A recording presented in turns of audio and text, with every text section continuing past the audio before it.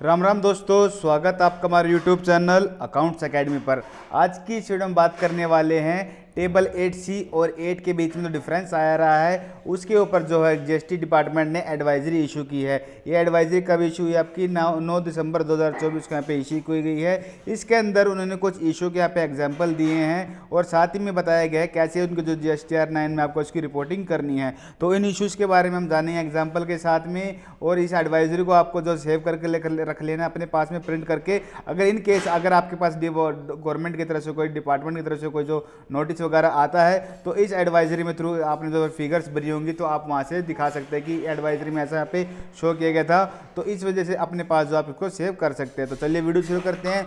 Video शुरू करने से पहले अगर आपने हमारे चैनल को अभी तक सब्सक्राइब नहीं किया है तो प्लीज़ चैनल को सब्सक्राइब करें और बेल आइकन को दबाना ना भूलें। तो सबसे पहले हम पहला इशू का पे एग्जाम्पल की बात करते हैं। तो पहला यहाँ पे क्या कह रहा है issue, invoice having the date of financial year 23-24 but the supplier has reported in the GSTR 1 after the date of March 24। Example यहाँ पे क्या है, इसके अंदर कोई आपका ऐसा इनवॉइस था फाइनेंशियल 23-24 का जिसके अंदर जो सप्लायर आपका उसने GSTR 1 में कब दिखाया? मार्च 24 के बाद में दिखाया। यानी कोई 23-24 का बिल था उसने मार्च 24 के बाद में दिखाया। फॉर एग्जांपल अप्रैल 24 में दिखाया, मई 24 में दिखाया है। तो उसमें क्या है, उस केस में आपके 2B में जनरेट हुआ नहीं, तो आपने क्या किया, फिर जो इसका IT से लिया है अपने अगले साल में स्पेसिफाइड पीरियड तक आपने ITC ले लिया है। तो आपको इसके GSTR 9 के अंदर कहाँ रिपोर्टिंग करनी है? जो GSTR 9 है 23-24 की, ऐसे ITC जो आपने 23-24 का था और अगले साल में लिया है, यानी कि स्पेसिफाइड पीरियड में 30 नवंबर तक लिया है, तो इसकी GSTR 9 में कहाँ रिपोर्टिंग करनी है? तो ऐसा कोई ITC थी आपको कहाँ लेना है? Taxpayer shall report such ITC in the table 8C and the table 13 as this is the ITC for financial 23-24. This is in the line in the instruction to table 8C and table 13 of GSTR 9। यानी कि ऐसा कोई ITC जो आपने 23-24 का अगले specified period में आपने लिया है तो कहाँ पे लेना है आपको, कहाँ शो करना है? एक तो टेबल 8C में दिखाना है आपको और साथ ही में टेबल 13 में दिखाना है आपको GSTR 9 के अंदर। मैं आपको टेबल 8C यहाँ पे दिखा देता हूँ कहाँ पर आपको शो करना है। जैसे टेबल 8 आपके पास ये आप ये देख सकते हैं टेबल 8C के अंदर ये ऑप्शन आ रहा है आपको ITC ऑन इनवर्ड सप्लाईज, ये आपका receive during the financial year but availed in the next financial year up to specified period तक। तो ऐसा ITC आपको टेबल 8C में दिखाना है और टेबल यहाँ पर 13 में दिखाना है। अब टेबल 13 आपको यहाँ पर दिखा देते हैं। ये देखिए टेबल 13 आपकी ये रही टेबल 13। यहाँ पर आप देख सकते हैं ITC availed for the previous financial year. इसके अंदर जो आपने ITC आपने यहाँ पे ऊपर हेडिंग में देख सकते हैं, particular transaction for the financial year declare in the return of the next financial year to specified period. जो आपने ऐसा ITC अवेल किया है 23-24 का अगले स्पेसिफाइड पीरियड तक, तो उसका ITC को आपको टेबल 13 में यहाँ पे आपको शो करना है। तब अगले उसके बात करते हैं इशू की। दूसरा इशू क्या कहता है आपका, invoice belong to financial year 23-24 and ITC been claimed in financial year 23-24 due to payment not made to supplier within 180 days. ITC was reversed in 23-24 as per second provision to section 16(2) and this ITC is reclaimed in next financial year 2024-25 after making the payment to supplier. How to report such transaction in GSTR 9 of financial 23-24? अभी example यहाँ पे क्या कहता है, ये issue क्या कहता है, इसके अंदर आपको कोई 23-24 का कोई ITC था और आपने सप्लायर की पेमेंट नहीं की तो 180 दिन के अंदर तो आपने क्या किया, ITC रिवर्स कर दिया और फिर बाद में आपने जब सप्लायर की पेमेंट अपने कर दी तो आपने 24-25 में दोबारा ITC को रिक्लेम कर लिया है। तो ऐसे ITC को आपको कहाँ शो करना है? तो ऐसा ITC होगा, this reclaim ITC shall be reported in the table 6 of GSTR 9 for financial 24-25। Hence तो आपको यहाँ पर दिखाना है, देखो जो रिक्लेम करा आपने ICIT कहाँ पे रिपोर्ट करना है? टेबल 6H में करना है GSTR 9 के for financial 24-25 hence in the table 8C and the 13 of the GSTR financial 23-24 this in the line with the instruction to table 13 given in the notified form GSTR 9 similar reporting in table ITC reclaimed as per rule 37A। यानी कि जो आपका ऐसा ITC है, आपको जो financial 23-24 का ITC था और आपने उसको रिवर्स कर दिया और अगले साल में यानी कि 24-25 में दोबारा रिक्लेम कर लिया पेमेंट को करने के बाद, तो आपको कहाँ शो करना है? सिर्फ ऐसा ITC जो आपका टेबल 6H में जाएगा आपका रिक्लेम वाले के अंदर। ये आपका जो ITC ना ही टेबल 13 में दिखाना है आपको, ना ही 8C में दिखाना है ऐसा ITC, वो सिर्फ आपको कहाँ दिखाना है? टेबल 6H के अंदर दिखाना है। 6H कहाँ होती है मैं आपको दिखा देता हूँ। आप देख सकते हैं टेबल नंबर 6 आपकी, यहाँ पे टेबल नंबर आपका एच कॉलम आ गया। ये amount of ITC reclaim other than above under the provision of the act. ऐसा ITC जो आपने रिक्लेम करा है वो ITC आपको 6H में दिखाना है और आपको कहीं पे भी आपके नहीं दिखाना है। यानी कि इसका मैं क्या कह रहा है, 23-24 का आपका ITC था, आपने रिवर्स कर दिया 23-24 और बाद में आपने 24-25 में इसको रिक्लेम करा है, तो सिर्फ ये ITC ऐसा 6H में ही जाएगा और कहीं आपका नहीं शो होगा।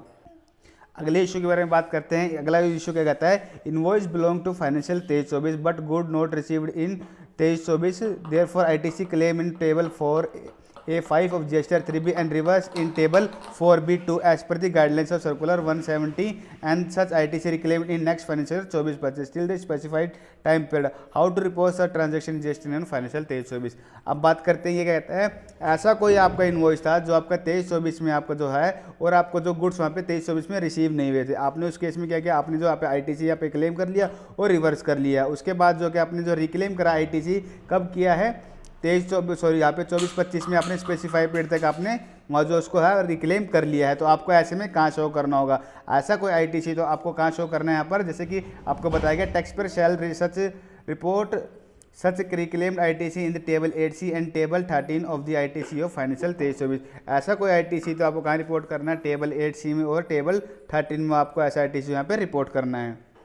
अब बात करते हैं अगले इशू के बारे में। अगला इशू क्या कहता है, आपका इनवॉइस बिलोंग टू फाइनेंशियल 22-23।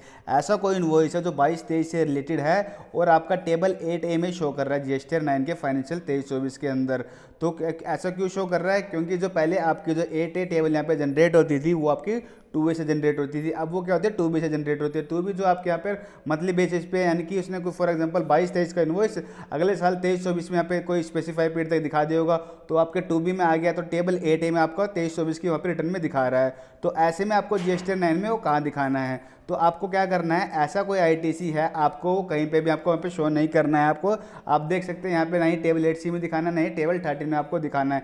ऐसा आईटीसी जो आपका 22-23 से रिलेटेड आपको वो कहीं शो नहीं करना है। अगर आपको कोई डिफरेंस आता है, डिफरेंस वहाँ पे आप जैसे आपके ऊपर फॉर एग्जाम्पल 5 करोड़ से ऊपर टर्न हो रहा है तो आपको 9C यहाँ पे एप्लीकेबल है तो आप दिखा सकते हैं। लास्ट ईयर भी आपको वहाँ पे डिफरेंस जो आपने अगले टेबल में दिखाया होगा 8C और आपने टेबल नंबर 13 में दिखाया होगा ऐसा आईटीसी जो आपने अगले साल मिल लिया होगा तो वहाँ पे शो कर रहा होगा, तो आप ऐसा डिफरेंस को वहाँ पे दिखा सकते हैं अगर आपका डिफरेंस यहाँ पे आ रहा है तो। क्योंकि इसलिए डिफरेंस क्योंकि आ रहा है क्योंकि 2B से जनरेट होकर आ रही है इसी पर फिगर, और ऐसे अंदर 2B के अंदर ऐसी फिगर हो सकती है जो 22-23 की किसी की इनवॉइस थी उसने 23-24 के स्पेसिफाई पीरियड तक दिखा दिया, तो इसलिए भी ये डिफरेंस आ रहा है। तो ऐसे डिफरेंस को आपको क्या करना है, ऐसा आईटीसी जो 22-23 का तो आपको कहीं पे शो नहीं करना है। ठीक है, इस तरीके से जो आपका ये इशू यहाँ पे क्लियर होने वाला है। अगले इशू के बारे में बात करते हैं। अगले इशू क्या कहता है, आपका where to report the reclaim of ITC for an invoice which belongs to financial 23-24 and which is claim reverse and reclaim in the same year. ऐसा आपको कोई इनवॉइस था जो आपने 23-24 में क्लेम किया, फिर बाद में रिवर्स कर दिया और फिर बाद में उसे ही रिक्लेम कर लिया, सेम ईयर के अंदर सारी स्टोरी होगी, तो ऐसे को आपको ऐसे आईटीसी को आपको कहाँ दिखाना। अगर आपका ऐसा कोई आईटीसी है यानी कि पहले आपने क्लेम किया, रिवर्स किया, फिर रिक्लेम कर लिया, यानी कि आपका नेट हो गया, यानी कि एक तरीके से आपने दोबारा ही क्लेम कर लिया, कोई फर्क नहीं आया।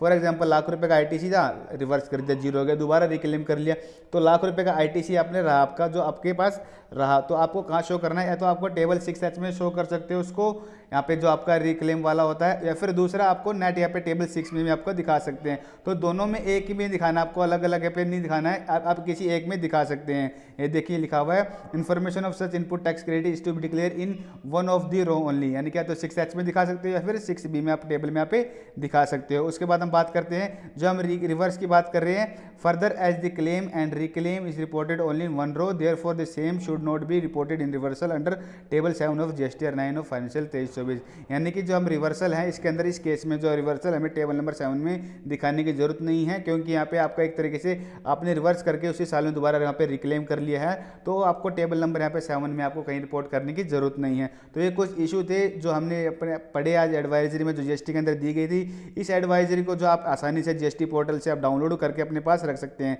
आपको क्या करना है, सिंपल GST पोर्टल पे आ जाना है, होम पे आप जाएंगे, आपको यहाँ पे एडवाइजरी दिख जाएगी, वहाँ से एडवाइजरी आप यहाँ पे देख सकते हैं। साथ ही में इस एडवाइजरी को हम अपने लिंक में यहाँ पे डाल दूंगा वीडियो के डिस्क्रिप्शन बॉक्स में, आप वहाँ से भी डाउनलोड कर सकते हैं। और GSTR 9 और 9C से रिलेटेड अब किसी कोई डाउट है या फिर इसको कुछ सीखना है डिटेल में, तो उनके लिए मैंने वीडियोस बनाई हुई है, उन वीडियोस का लिंक जो डिस्क्रिप्शन बॉक्स में डाल दूंगा, आप वहाँ से देख सकते हैं। तो गाइस आज की वीडियो बस इतना ही। इस वीडियो से रिलेटेड कोई भी क्वेश्चन हो तो हमें कमेंट कर सकते हैं, और आपको वीडियो कैसी लगी प्लीज़ वीडियो में कमेंट करके जरूर बताएं। अपने फ्रेंड्स से ज़्यादा से ज़्यादा वीडियो को शेयर करें और चैनल को सब्सक्राइब करना ना भूलें। Thank you.